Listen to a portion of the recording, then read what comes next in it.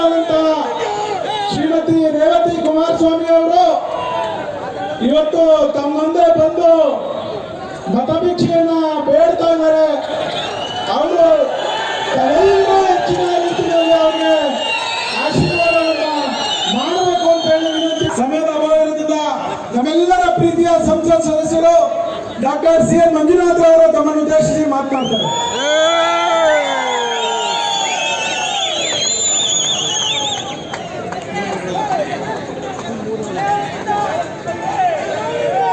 ನೀವೆಲ್ಲ